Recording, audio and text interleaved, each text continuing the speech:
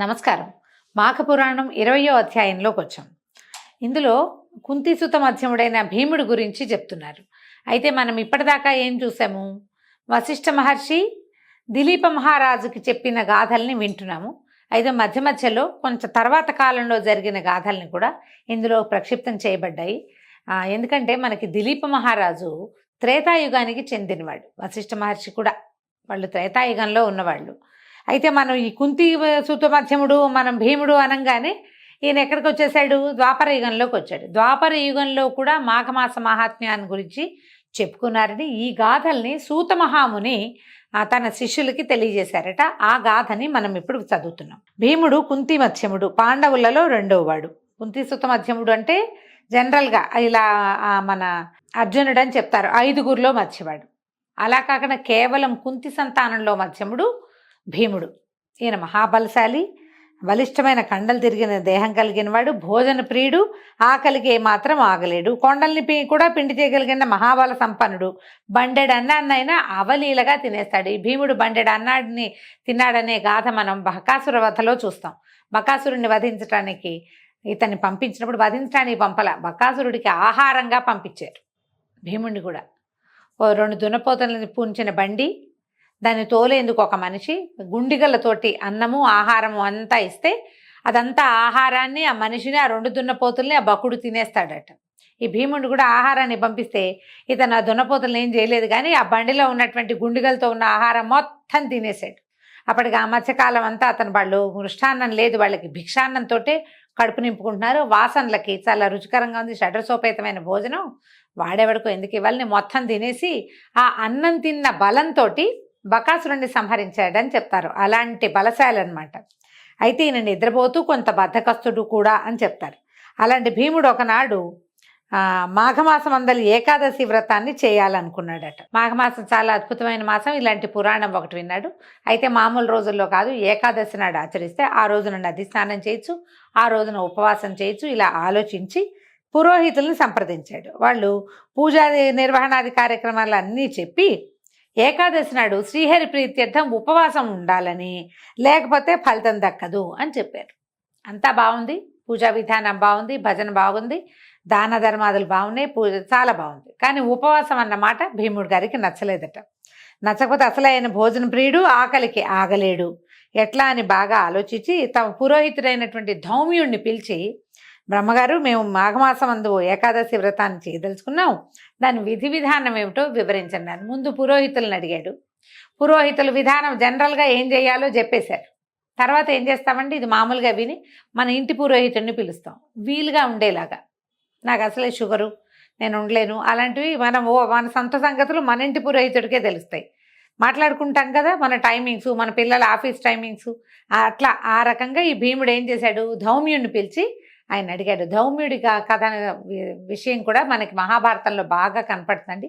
పాండవులు అడవికి వెళ్ళినప్పుడు ధౌమ్యుడు వాళ్ళతో పాటే ఉన్నాడు. 12 ఇది ఉన్నారు కదా వనవాసం, 12 ఏళ్ళు. ఈ 12 ఏళ్ల వనవాసంలో ధౌమ్యుడు వాళ్ళతో పాటు ఉన్నాడు. వాళ్ళు నిత్యం అగ్నిహోత్రం చేయటానికి దానికి అన్నిటికీ అతనే సహాయం చేసేవాడు, వాళ్ళ యొక్క పురోహితుడు అనమాట. అయితే నేను బ్రహ్మగారు, నేను మాఘమాసంలో ఏకాదశి వ్రతాన్ని చేయదలిచాను, దాని విధి విధానం చెప్పమన్నాడు. చెప్పమంటే ధౌమ్యుడు ఏం చెప్పాడంటే, మంచిది భీమసేన, నువ్వు చేసే ఈ వ్రతం నీకు అత్యంత పుణ్య ఫలితాన్ని ఇస్తుంది. ఏకాదశి మహాపవిత్రమైన తిథి, శ్రీ మహావిష్ణువుకి అత్యంత ప్రీతిపాత్రమైనది. పైగా ఇది మాఘమాసం కాబట్టి మాఘమాసం విష్ణువుకి ప్రీతిపాత్రమైనది, సూర్యుడికి కూడా అత్యంత ప్రీతిపాత్రమైంది. ఆరోగ్యం భాస్కరాది ఇచ్చేదన్నారు. సూర్యుని వలననే మనకి ఆరోగ్యం సిద్ధిస్తుంది. కాబట్టి సూర్యమాసంగా చెప్పబడేటువంటి ఈ మాసంలో ఏకాదశి తిథి అత్యద్భుతమైన తిథి, కాబట్టి నువ్వు చేయవలసిందేను, నిరభ్యంతరంగా మీరు వ్రతాన్ని ఆచరించవచ్చు అన్నాడు. సరే, ఇప్పుడు ఈయన అడిగాడు, అది సరే అట్లాగే చేస్తాను, కానీ నేను అసలే భోజన ప్రియుడిని లోకానికంతటికి తెలుసు, మీకు మరీ తెలుసు, ఆకలికి ఆగలేను కదా, ఈ ఉపవాసం ఉండటం నా వల్ల అవుతుందా అని భీముడు అడిగాడు. ఉపవాసనం అంటే ఏంటంటే భగవత్ సమీపంలో నివసించి ఆహారం మీద పేరెత్తకుండా ఉండాలి. అది సాధ్యమేనా అని ఆలోచిస్తున్నాను. పైగా ఉపవాసం ఉన్న రోజునే ఆకలి దప్పులు ఎక్కువగా ఉంటాయి.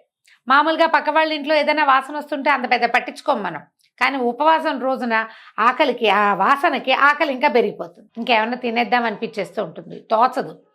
ఇలా ఉంటుంది. నా ఆకలి దాహం తీరేటట్లుగా మరియు ఏకాదశి వ్రత ఫలితం దక్కున్నట్లుగా ఏదైనా సలహా చెప్పండి అని చాలా వాపోతూ చెప్పాడు. ఇదేమిటో ఏకాదశి నాటి తీసుకున్నాను, ఈ వ్రతం ఇంకో రోజు తీసుకుంటే బాగుండేది. ఉపవాసం తప్పనిసరిగా ఉండాలంటే నేను ఎక్కడ ఉంటాను? ఎవరికైనా సరే ఉపవాసం రోజున ఏమి తినపోతే ఆకలి ఎక్కువ వేస్తుంది. పైగా ఇవాళ నేను ఉపవాసం అంటే ఫ్రెండ్స్ అవి ఇవి డబ్బాలు తీసుకొచ్చి మేము అది ఉండం ఇది ఉండం ఇది తెచ్చాం అది తెచ్చామంటారు. అప్పుడు ఇంకా విజృంభిస్తుంది ఆకలి. మనకు వచ్చే డౌటే భీముడు కూడా వచ్చింది. అడిగితే పాండవ పురోహితుడైనటువంటి ధౌమ్యుడు ఒక చిరునవ్వు నవ్వి, భీమా, ఏదైనా వ్రతం చేయడానికి మొదట దీక్ష అవసరం, అందులోనూ ఏకాదశి వ్రతానికి దీక్ష తప్పనిసరి. ఇదేమంత కష్టమైంది కాదు. భక్తి శ్రద్ధలతో దీక్ష పూనితే కనుక నీకు ఆకలి దప్పులు ఉండవు. మాఘమాస ఏకాదశి వ్రతం అత్యంత పుణ్యాన్ని ఇస్తుంది. మాఘమాసంలో 2 ఏకాదశులు వస్తాయి కదా, ఈ 2 చాలా మంచివి. ఇంతకంటే శ్రేష్టమైన వ్రతం ఇంకోటి లేదు. అందులోనూ మాఘమాసమందు పుష్యమి నక్షత్రంతో కూడిన ఏకాదశి వ్రతం సర్వశ్రేష్టమైనది. పుష్యం వచ్చిందో రాలేదో తెలియదండి, ఆయన సందర్భంలో అది వచ్చింది కాబట్టి చెప్తుంది. ఈ ఏకాదశితోటి పుష్యమి నక్షత్రం కలిసి వస్తే చాలా విశేషమటండి. మనకి ఈ మాసంలో అయితే లేదు, మాఘంలో కనపట్టలేదు. ఏ నెలలో అయినా మనం ప్రతి నెల క్యాలెండర్లు చెప్పుకుంటాం కదా, ఒకవేళ ఎప్పుడైనా ఏకాదశి పుష్యమి కలిసి వస్తే కనుక ఆ రోజు ప్రత్యేకంగా తెలియజేస్తాం. తప్పకుండా మీరు ఉపవాసం ఉండండి, పూజ చేసుకోండి, దేవాలయ దర్శనం చేయండి, ఏదైనా దానం చేయండి. ఆ రోజున పుష్యమి నక్షత్రయుక్త ఏకాదశి నాడు విశేషమైన ఫలితం లభిస్తుందట. మహాపర్వదినం అది.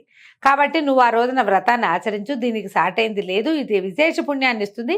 ఆకలిని గురించి మాత్రం ఆలోచించద్దు. దీక్ష ఉన్నవాడికి ఆకలి కలగదు. నియమనిష్టలతోటి భక్తి శ్రద్ధలతోటి ఆచరించు, భగవద్ధ్యానంతో ఉండు అని వ్రత విధి విధానాన్ని వివరించి చెప్పాడు ధౌమ్యుడు. ఈ ఏకాదశి నాడండి మనకి ఏకాదశిలో నిర్జల ఏకాదశి అని ఒక ప్రత్యేకమైన ఏకాదశి ఉంది. ఈసారి దాని గురించి చెప్పుకుందాం. ఈ నిర్జల ఏకాదశి నాడు జలం తీసుకోకూడదు, కానీ మామూలు ఏకాదశిలో నీటికి ఏ నియమము లేదండి. నీళ్ళకి నియమం లేదు, నీరు తాగొచ్చు. మనం ఏం చేయొచ్చు అంటే మెలకుగా ఉన్న కాలం అంతా హాఫ్ అన్ అవర్కి ఒకసారి ఒక 50 ml ఒక చిన్న గ్లాసు మంచినీళ్ళు తాగటం. ఒకవేళ ఏదైనా కొంచెం వీక్నెస్ ఫీల్ అవుతాము, అలాంటి భయాలు ఉన్నవాళ్ళు, లో షుగర్ అవుతుందేమో, కళ్ళు తిరుగుతాయి అలాంటివి ఉంటే ఒక మగ్గు నీళ్ళల్లో 1 లీటరు పెట్టుకోండి. కొంచెం తేనె వేయండి, ఒక 2 స్పూన్లు తేనె వేసి బాగా కలిపేసి పక్కన పెట్టుకోండి. హాఫ్ అన్ అవర్ 45 minutesకి ఒకసారి ఆ తేనె నీళ్ళు కనుక తాగితే, ఒక చిన్న గ్లాసు, ఎక్కువ నీళ్ళు, ఇన్ని గ్లాసు నీళ్ళు ఆకలి పొట్ట నిండేలాగా తాగకూడదు, అది పద్ధతి కాదు. చిన్న గ్లాసు ఒక 50 ml అంతే. అవి పెట్టుకుని అవి తాగుతూ ఉంటే మీకు ఒంట్లోకి డిహైడ్రేట్ అవ్వదు. తర్వాత ఈ తేనె తగలటం వల్ల కొంచెం ఓపిక ఉంటుంది, ఏదో ఒక ఆహార స్వీకారం చేసిన భావన కూడా ఉంటుంది. ఈ ఏకాదశిలో ఏంటంటే సాలిడ్స్ తిన్నా ఆ అన్నం వేళకి మనం ఏదైనా వేరే టిఫిన్ తిన్నా కూడా పొట్ట ఊరుకోదండి, కొంచెం సతాయిస్తుంది. అన్నం మీదకి దృష్టి వెళ్ళిపోతూ ఉంటుంది, నియమం ఉండదు. ఆ నియమాన్ని ఉంచుకోవాలి. మనం అన్నం మీద దృష్టి వెళ్ళకూడదు, ఆహారం మీదకి పోకూడదు అంటే ఏదైనా నామపారాయణ చేసుకోవటము, మంచినీళ్ళు తాగటము చాలా ఉపయోగపడుతుంది. నేను చాలా తక్కువ ఆహారంతో ఉంటాను. మ్యాక్సిమం 4 బనానాస్, 4 అరటిపళ్ళు, పొద్దున్న 2 సాయంత్రం 2 తింటాను. మిగిలిందంతా మంచినీళ్ళే. ఒకవేళ అరటిపళ్ళు ఎక్కువ లేవనుకోండి, 2 అరటిపళ్ళతోటే సరిపెట్టుకుంటాను. ఏవైనా పళ్ళు తింటే తినచ్చు, ఆరెంజెస్ లాంటివి, కమలాలు దొరుకుతాయి కదా ఇప్పుడు, సంత్రాలు అలాంటివి కూడా తినచ్చు. మీరు అవి తిన్నా కూడా ఈ మంచినీళ్ళు తాగే ప్రక్రియ కనుక పెట్టుకుంటే కొంచెం తేనె కలిపిన నీళ్ళు హాయిగా ఉపవాసం చేయగలుగుతాం. దానివల్ల ఏంటంటే మర్నాటికి అసలు స్కిన్ ఎంత కాంతివంతంగా ఉంటుందో గమనించండి మీరు. ఒళ్ళు తేలిగ్గా ఉంటుంది, పొద్దున్న బ్రహ్మాండంగా నిద్రలేచేస్తాం. మామూలు కంటే ఒక అరగంట ముందు మెలకు కూడా వస్తుంది. ఇవి నా స్వానుభవాలే, అందుకే క్లియర్గా చెప్తున్నాను అనమాట. అయితే ఇట్లా పదే పదే తమ పురోహితుడు ధైర్యం చెప్పగా భీమసేనుడు సంశయం తీరటంతో మాఘశుద్ధ ఏకాదశి వ్రతాన్ని అత్యంత భక్తి శ్రద్ధలతోనూ నియమనిష్టలతోనూ చేసి ఉపవాసం ఉండి ఏకాదశి వ్రత ఫలితాన్ని పొందాడు. మనం ఈ భీష్మైకాదశి అని చెప్పుకుంటాం, కానీ ఆ భీష్మైకాదశిని భీమైకాదశి అని చెప్పేవాళ్ళట పూర్వకాలంలో. ఈ కాలం అంటే మన పాండవుల కాలంలో. ఎందుకంటే ఆ ఏకాదశి నాడు ఆయన ఈ వ్రతం చేసి చాలా ప్రఖ్యాతుడయ్యాడనమాట. ఆ రోజున అందరికీ బహుశా ఆ హస్తనాపురంలో చాలామంది బ్రాహ్మణులకి దానాలు అవి చేస్తుంటాడు. అందుచేత దాన్ని జ్ఞాపకం పెట్టుకునేవాళ్ళు, భీముడు ఈ ఏకాదశి నాడే దానం చేశాడని చెప్పుకునేవాళ్ళు. అందుకని ఆ ఏకాదశిని మనం భీష్మ ఏకాదశిగా చెప్పేదాన్ని భీమైకాదశి అని పిలిచేవాడు తొలి కాలంలో. కాబట్టి ఈ మాఘమాసం అందే మహాశివరాత్రి పర్వదినం కూడా వస్తుంది. దాని గురించి కూడా వివరంగా తెలుసుకోవటం మనకి శ్రేయోదాయకం. ఈ మహాశివరాత్రి శివరాత్రి నాడు శివ మహాత్మ్యం గురించి తెలియజేస్తాను. భక్తి శ్రద్ధలతోటి వినండి. అందరూ తప్పకుండా ఆచరించవలసిన వ్రతము కాబట్టి అత్యంత శ్రద్ధాళువుడుగా విని దీన్ని ఆచరిస్తే మీరు ముక్తిని పొందగలుగుతారని సూత మహాముని అక్కడ చేరి ఉన్నటువంటి మన నైమిషారణ్యంలో చేరి ఉన్నటువంటి ఎంతోమంది మునులకి ఋషులకి అందరికీ తెలియజేశారు. ఈ మాఘంలో ప్రత్యేక పర్వదినాలుగా చెప్పబడేటువంటి 2 ఏకాదశులు, తర్వాత మహాశివరాత్రి పర్వదినాల్ని తప్పకుండా ప్రతివాడు, మానవుడైన ప్రతివాడు ఉపవసించి ఈ పర్వదినాల్ని జరుపుకోవాలని సూత మహాముని తెలియజేస్తున్నారు. దీంతో 20వ రోజు పారాయణ పూర్తయింది. రేపు ఉదయం మళ్ళీ 21వ రోజు పారాయణతో కలుసుకుందాం. నమస్కారం.